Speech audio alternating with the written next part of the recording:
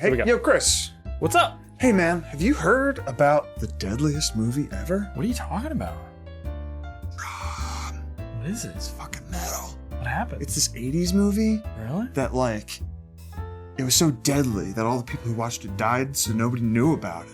And they just found it. And they're gonna show it at the local film festival. We should go check it out. Can I use your phone a second? Yeah, go for it. What's up? I gotta call my mother-in-law real quick. Oh. Hey, there's this movie you should probably check out. It's called Antrum. I heard it's really good. Oh, I see what he did there. Totally good. Ian! Chris. How you doing tonight? Okay, all right. I'm We great. watched a movie. Oh. Ian, tonight we watched Antrum, the most deadliest movie ever made. Oh my fucking shit. Holy shit. It's an interesting movie. So you said 2019, but I believe it actually came out in 1983 where it was submitted to several festivals. Is that what they say? That's actually pretty funny. It was submitted to 7 festivals, all of which it was declined, so it has not been seen by anybody other than a few festival selectors. But now it has been released. This is really interesting low-budget movie. Because we've watched a lot of these, is it October Coast? Yeah, October Coast, Yeah. Wild Eye movies, and Dark Coast. they're all like low-budgety, kind of fun. But this is like, They vary. this pushes the envelope a little bit because it's more of an art house kind of movie. Yeah. And I wasn't expecting that coming from Wild Eye or October Coast or whatever it is. Is that where this came from? Yeah. So I saw a trailer for this movie like a month ago, and I said we should check this out because they were pushing that narrative of this is a lost movie from the 70s. A month ago, Chris. Was it? You don't remember when I tried to get you to go down to Philly to see this movie at Puff? Like 3 or 4 months ago? Whatever. 3 or 4 months ago. But like the concept is interesting, right? Yeah. Like, oh, it's this lost movie from the 70s and everyone who's watching it has died, blah, blah, blah, blah, blah. Yeah. And that's what they sell the marketing on, and that's what they sell the movie on as you watch it. So does that type of setup work for you? Well, no. But it's kind of fun, right? I see, it never works for me. Like, when it came, the first time I remember this happening was with Blair Witch, of course, where like the marketing and story are blended somewhat. Yeah. And like, I immediately saw through that back then. I'm like, I'm not gonna go see this dumb movie. And I still, to this day, have never seen that movie. You've never seen Blair Witch Project? Never seen the Blair Witch Project. And Are you I'm not serious? going to at this point. Why? It just, at this point, it's not going to do for me what it did for people back then. Doesn't Like, matter. if you like it, I'm not trying to tell anybody to not like it. But it's not going to work on me the You way have it did these people weird back then. things where you're like, oh, somebody said this, and now it's proven that it's not, so now I'm never going to watch it. Well, no, 'cause I I'm just- putting my foot to the ground. Like, open your mind and just watch Blair Witch Project. You're a horror movie fan. You should have seen Blair Witch Project. But is there any point, if I haven't seen it by 2019, should I see it now?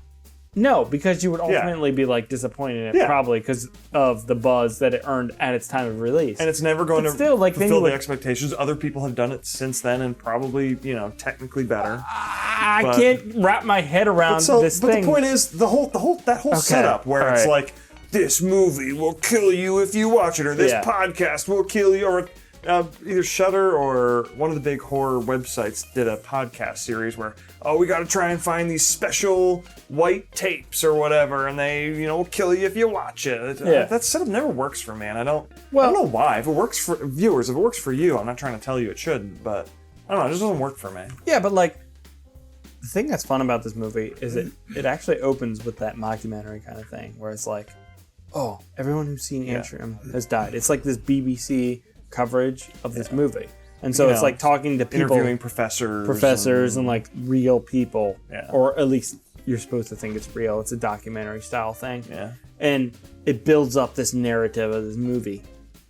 Everyone who's watched it has died. These people, this has happened to people who've watched And it. it only does that for about 5 minutes. Yeah, 10 then minutes, I think, but yeah. Sure, I don't know the It's, run. it's like this moment. backstory mythology. But then of it this jumps movie. into what that movie is. Yeah. For the first time, you're going to see Antrum, the deadliest movie ever. And then it is just that movie up Yeah. until, I guess they do a little bit more during or after the credits with the Like 5 minutes documentary after, style. So I think I like that movie contained within better than I like the wraparound setup of the That's Deadliest very thing. interesting. Because when they did that at the beginning, I kind of checked out a little bit. I mean, I didn't stop watching, but I was not paying 100% attention to this movie. And I think I would have really liked it because it's really stylistic. There's a lot to like about it, I think. Like, it's got this really great, like, it feels like it was made in that time. Do you think they did it on film, or do you think they put some filters on it? Oh, it's just filters. Filters? I wasn't sure. But yeah, like, it's got this great style. The props felt very authentic. The costuming was very... It looks of the time, yeah. Yeah, the costuming was very authentic. The lighting, the style, the music. Like, the very dreamlike quality that the music brought to it was really neat and cool.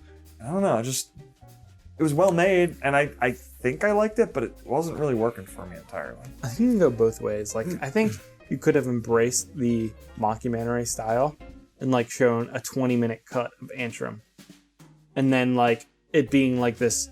Because like, you have movies like The Ring, where it's like... It's a story about the people who have seen the movie and how it affects them. And that's interesting. But this is like, let's tease that and then show you an hour-long movie. And I was expecting, as we were watching the first few minutes of it, was going to be a little bit more like that. Right. I didn't realize we were just getting into an hour-long or so version of the film. But it's harsh. Film. It's harsh for the viewer because you're into this mockumentary thing. You know what it is. Like, you're not stupid. You don't believe this bullshit.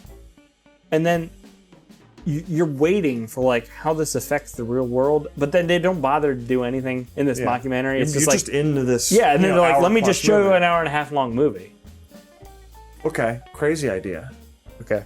What if they made the movie with no intention of this deadliest movie ever documentary style wraparound thing that they had going on, but it wasn't long enough to be a feature? I'm not saying that's true. I have no idea. I'm making that up literally on the spot. How dare you, sir? They had this bit where I put a bunch of just interviews on the front and the back to pad it out. What if we... Yeah, no. It is a possibility. But let's talk about like the actual movie itself. Like when you get into it. I think it is actually pretty interesting. So it starts out with a family putting down their dog. Yeah. And then the mom being a real bitch to the son, being like... You know, because he asks, is the dog going to heaven? What's the dog's name again? Princess? Moxie? Something? I don't know. Is the dog going to heaven? She's like, no, the dog was a bad dog. It's going to hell. And that kid's freaking the fuck out. Yeah. So the sister decides to be real cool. And she's going to trick him into thinking that they're going to dig a hole to hell and save the dog.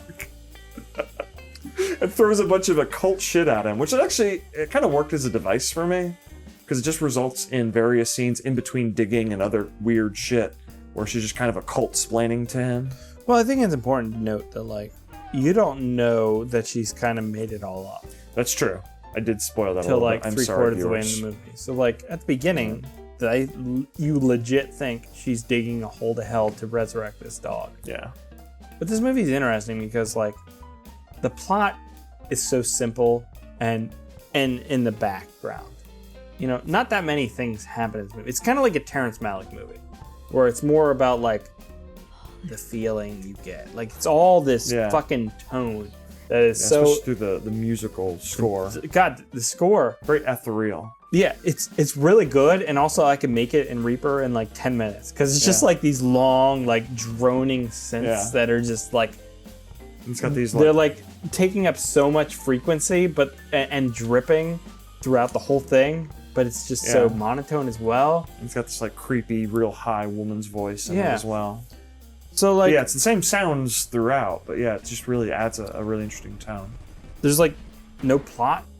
There's like no character arcs or anything in this. This movie does have one of your favorite things in a movie, though.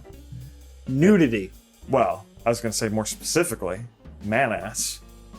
Ass of a man, which I love. You do love man-ass, especially when it's having sex with a dead deer, as it was in this movie. That is what I asked for when I come to a film. To be clear, not either of the kids that are digging the hole. It's some hillbillies or something they run into.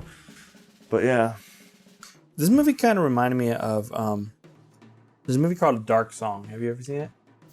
It's like 2015 or something. Not sure. So it doesn't remind me. Sounds familiar. It doesn't really remind me in its like cinematic like visuals. But in the fact that it's like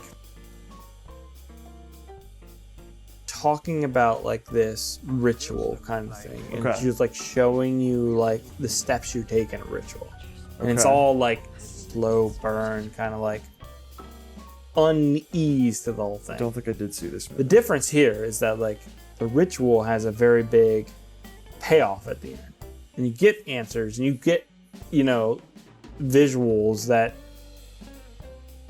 satisfy. This movie is kind of like weirdly unsatisfying, but still sort of satisfying. You know what I mean? Like, there's never a big payoff by the end, but there's still like hints here and there. I don't know. I don't know that I entirely agree. But Like, what do you get? Like, what you think they're digging to hell to resurrect this dog, but you never see anything. A lot of suggestive stuff, though. Yeah, I see your point, I guess. Fan theory time. Oh, Jesus. And I waited for you to be quiet long enough because I know you're going to cut this out anyway. I'm giving you very clean breaks here. This movie's a prequel. One of two movies, actually. That's what he does. There's a few things that were weird about it, though. Like, there's a sequence with a squirrel where they show like this Oh, yeah. something, yeah. and I didn't know what they were trying to show with that. Like, was it supposed to be, because this movie's supposed to be found from the 70s or something like that? They were trying to show like 70s effects or what that was, but it's like a stop motion squirrel. It was very awkward and weird. I don't know. It was 1983 that this movie was released. But yeah, it did feel more 70s. You know what I mean? What I liked about it was the like Exorcist-esque stuff where you would like implant frames of like explicit imagery, Yeah. and like as you're watching, like you kind of pick up on it occasionally. You're like, what did I just see? Yeah. And it just adds to the tone of the movie. So like this, I think this is a good exploration of low budget filmmaking. Yeah. It's like the budget probably is minimal for this, Yeah. It was enough, though. but because of I don't think giving it more budget would have made it a better but movie. because there's a lot of creative merit to it, where they're just like focusing on this tone, and they really work it, and I think it works. It's not really scary or anything. It's kind of boring, probably for a mainstream audience. But I was invested, and I enjoyed it for the most part. Yeah. So I don't know, Antrum, It's worth checking out. the Deadliest. I didn't love it, but it was worth checking out. There's a lot of cool things going on That's with kind of how I am. I think there are definitely people who it's going to work for better than it did for me. Yeah, it's kind of I would not call it a bad movie, though. it kind of inspired me with some of its horror elements. Yeah, I can see that. It kind of like lulled you into this thing, and then when it showed you these explicit images and stuff, it was effective. Yeah. And different in a way than a lot of horror movies do. Or a lot of horror movies are just like, how can I jump scare the audience? And this was like, how can I make the audience feel satiated and then just jerk them out of it? I don't know. I thought it was cool. So I would check it out. Atrium, I don't fucking Antrum. know. Antrum. Not the county in Ireland. Okay. Spelled differently. Yeah, obviously. Well, technically speaking, science. Yes. Geography. Yeah. Which is a political science. Which So is you're not wrong. I don't know why I'm bothering to correct you. I don't know why I did that. That's going to do it for this episode. We hope you catch it out in patreon.com/badmovienight.com/3 times 2 equals 6. This is the end of the show. Also, on our YouTube page, you can check out some of our short films. We recently have out Work Sucks in its entirety. It's available both on YouTube and on Amazon Prime. And we've just put out a trailer for Meridian. Something coming soon, coming down the pike. Am I supposed to say something to that? I don't know. Hey! And cut. No, hemorrhoids are totally fine for a woman your age. Yep. No, you just pop those things and then continue shitting. That's how it works. Yeah, a little pus never did anybody any troubles. You know, sometimes some blood in there is okay. Yeah. No, you shouldn't taste it. No, weird. No. Yeah, I've tasted it before.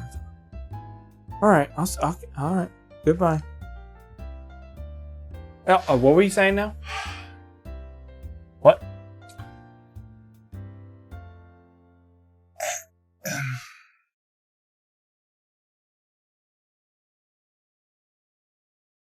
Antrum?